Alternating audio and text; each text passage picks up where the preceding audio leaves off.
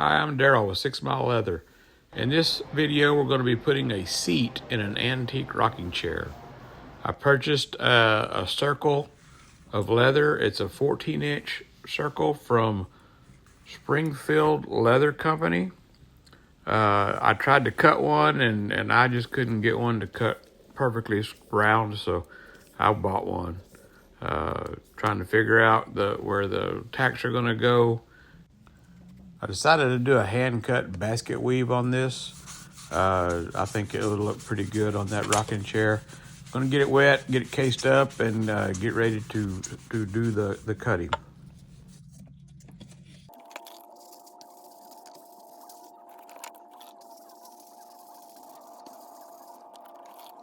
Got to put my maker's mark on it somewhere, and I think right at the top of the seat will be just fine.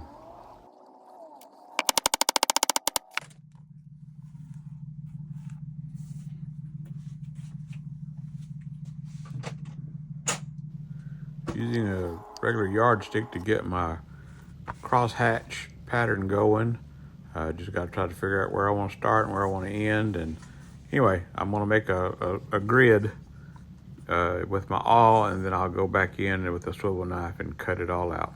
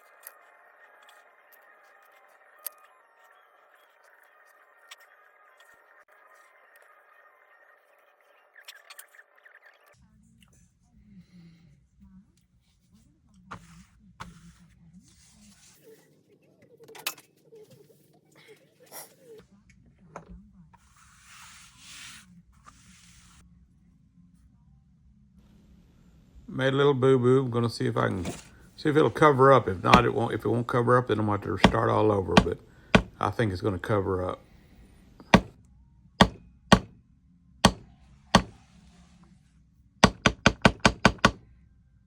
Yeah, I hid that real well. You don't even know it's there. All right, now I'm gonna use my swivel knife and cut the grids.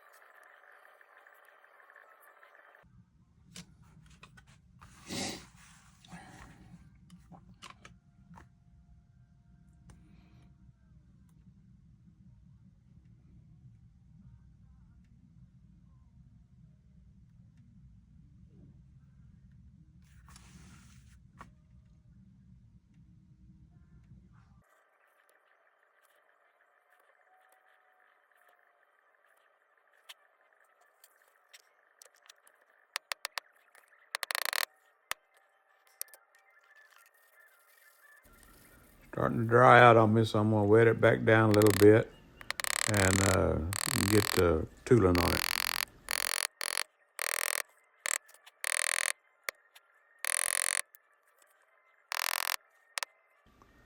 I'm gonna use a beveler with a vertical lines. That way it looks like the weave is going in and under.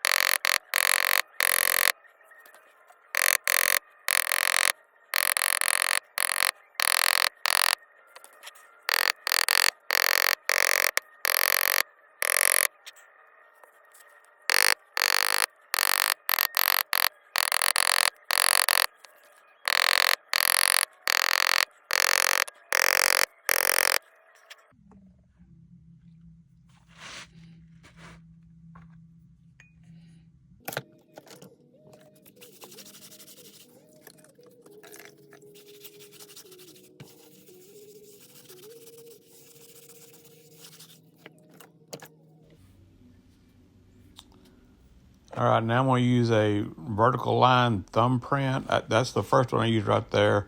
And the second one I'm going to use is a vertical line. I believe it's called thumbprint. That way it gives it just a little bit more depth in towards the middle of the squares.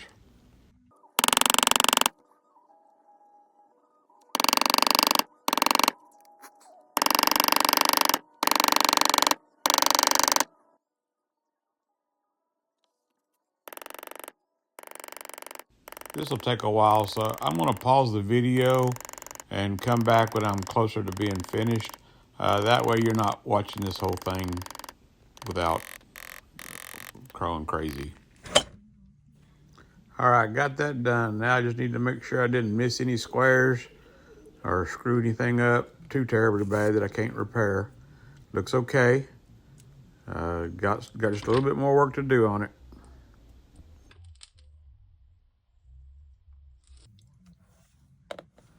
I use my swivel knife here to make some decorative cuts in each square, going both ways on each square.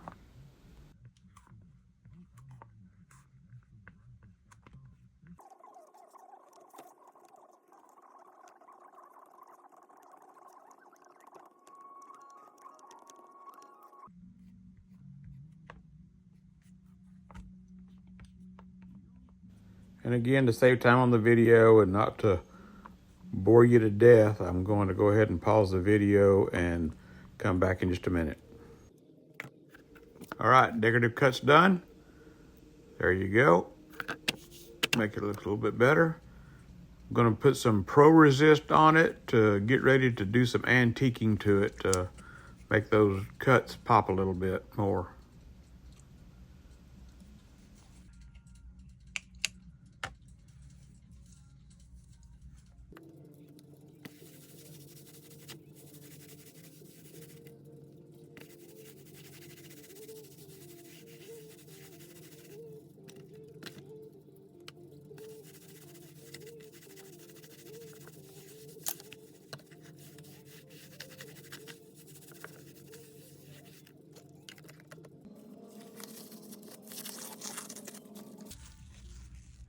Medium brown. Fiebings medium brown is what I'm using.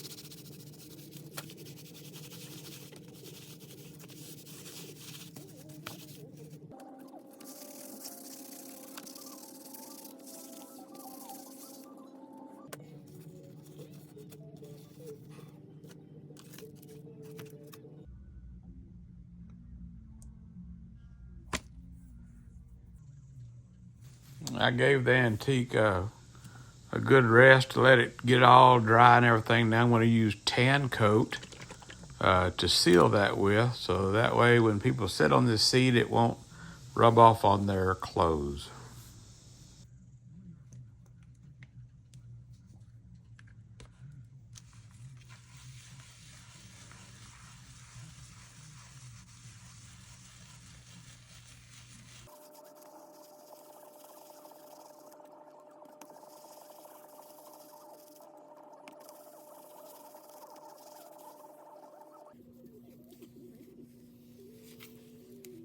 We'll give that several hours to dry, and then we'll get going to the next part.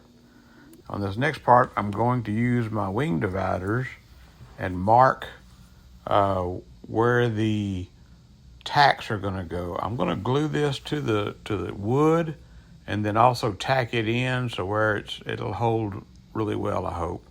So anyway, gonna mark it with my wing dividers where the tacks go, because the tacks have pretty good sized heads, and I don't want them to be overlapping. I want them to be exactly right, evenly spaced.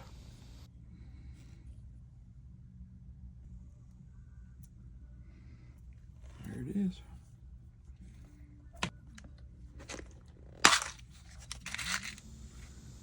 These are the tacks I plan on using to tack it down to the seat, to the wood. I got a star on it, antique brass. Oh, it's gonna cover me up.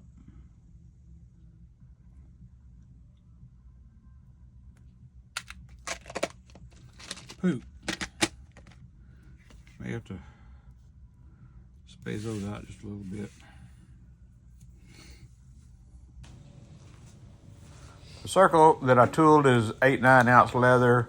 I got to thinking it might not be, sturdy enough for someone like me to sit on it this big. So I decided that I'd line it with a 3-4 ounce leather, just marking where the circle is. That way I don't over glue a whole lot of leather and waste it while I'm getting ready to stick it together. I'm gonna go ahead and trim off this big piece, and that way it's just easier to manage.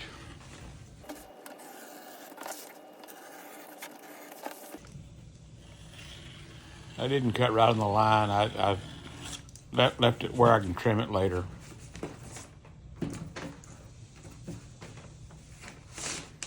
Should have used a cutting board, otherwise that way I wouldn't have cut my paper, and hopefully the table's not messed up so I don't make my wife mad. Kind of knew that was going to happen, didn't you?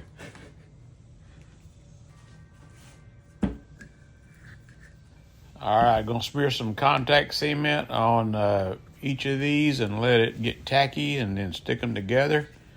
I keep saying that I'm using glue, but of course it is contact cement that I get from Maker's Leather Supply. Very good stuff. I love it. Need to check them out.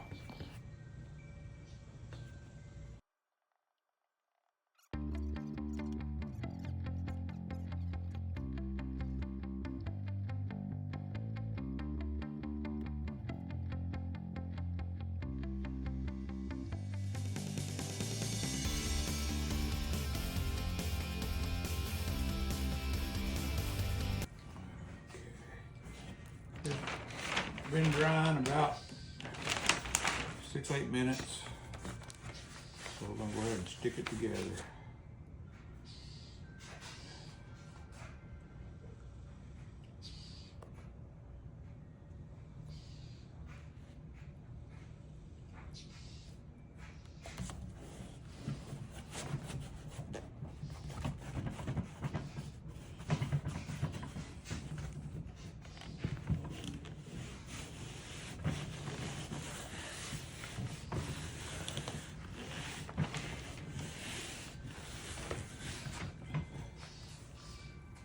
Tap that down now.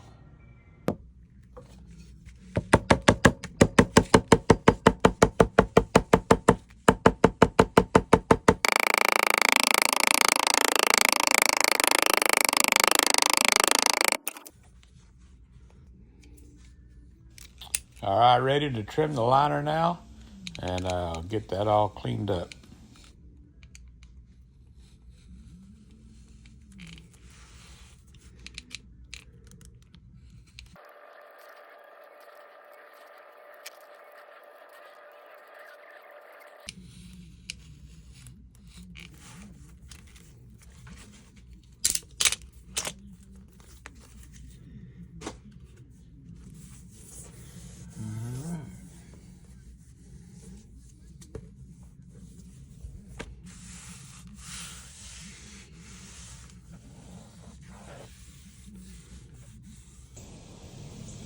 Gonna do a little sanding to sand the edges and get it all even all the way around, and then we'll finish up the edging.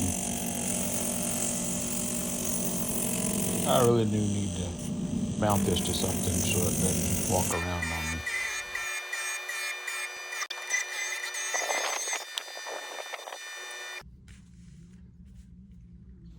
I'm going to bevel the edges with a Berry King number 3 edge beveler.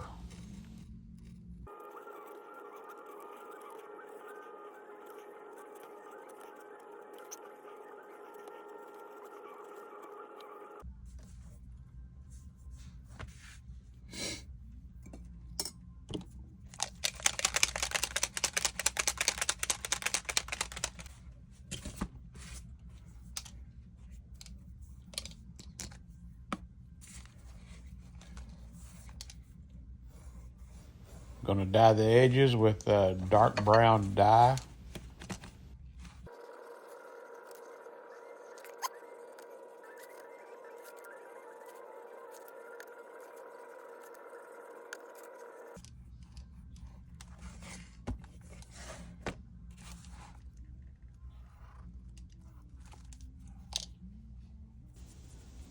Well, I forgot to bevel the back of the dang thing. I need to bevel it just a little bit. I'm not going to use a Berry King number 3. I'm going to use a Tandy number 2 to edge it with.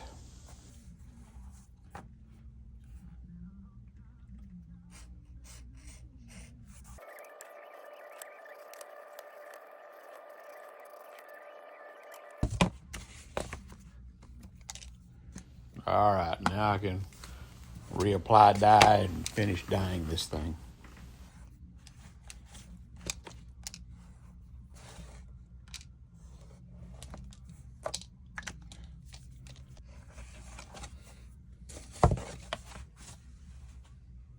All right, now that the dyeing is done, give it just a second to dry a little bit, which won't take long.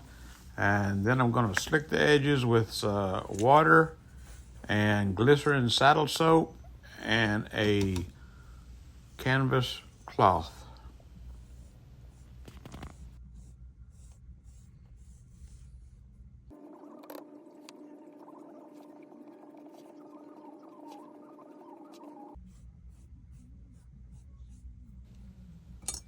All right, done with the water. Now I'm going to use the glycerin saddle soap. As you can see, it's just a bar of soap, of saddle soap that I'm going to spread around the whole edge.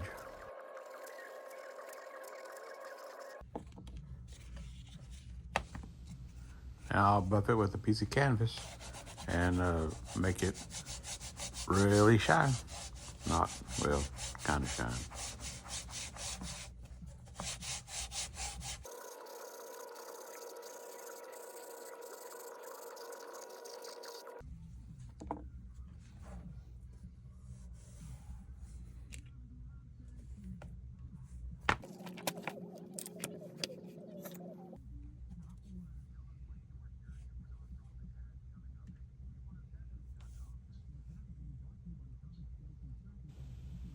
All right, I'm going to take my scratch awl, and everywhere that I marked a hole earlier with the wing dividers, I'm going to punch that all the way through.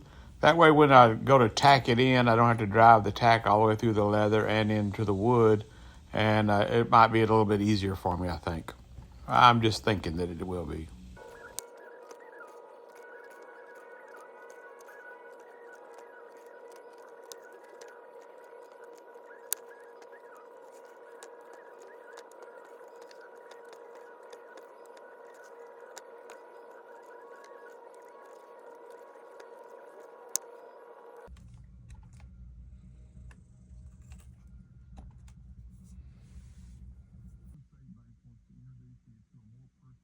I'm going to rough up the edge of the back side of it so the glue will have something, or the contact cement will have something to grip to a little bit better when I glue it down to the seat of the chair.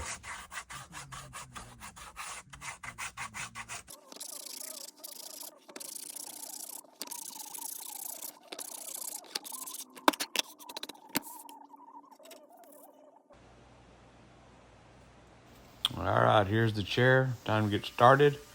I'm going to take a piece of paper and tape it underneath this seat That way I don't drip contact cement underneath there and onto the floor and onto those rungs on the bottom. And I don't want to make a mess. This is a place of business that I'm doing this in for this young lady. The chair is in Burr's Unfinished Furniture in her little boho part.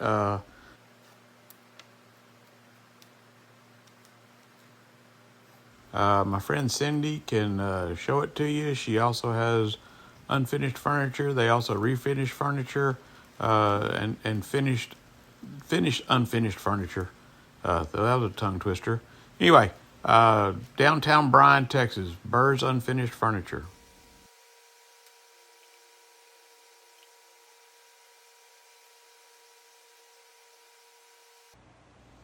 I'm going to give a coat of contact cement to the chair and then a couple of coats to the leather and then another coat to the chair and let that get tacky before I stick it down.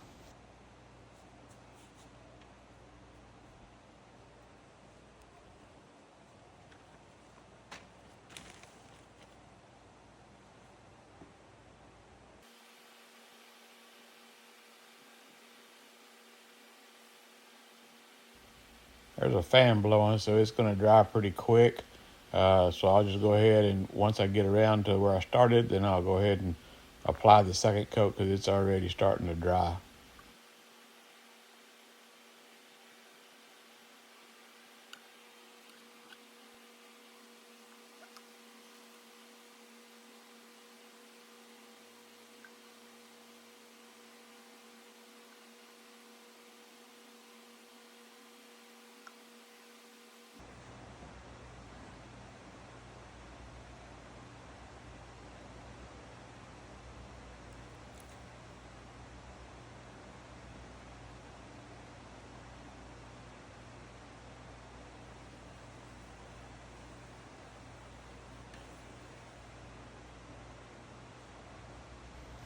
Got it lined up. Now I'm going to take a hammer and just tap it down.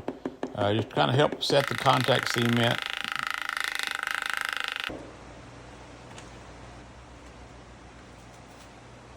All right, it's tack time. I'm going to drop a few tacks and then I'm going to pause the video. There's no reason for you to watch me nail down 100 tacks. We'll be here all day.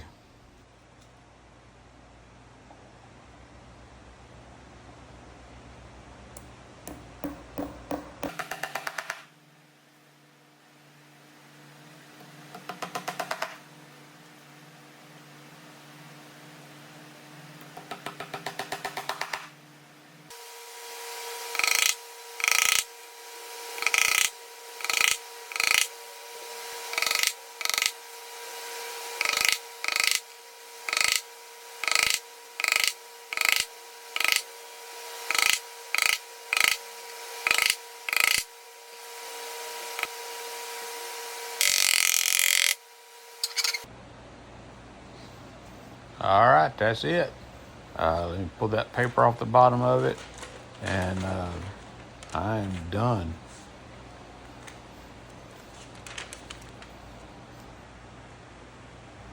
Well, if you've made it this far, thank you very much. Please like, comment, and subscribe if you so please, before and after. Thank you very much. Have a good day.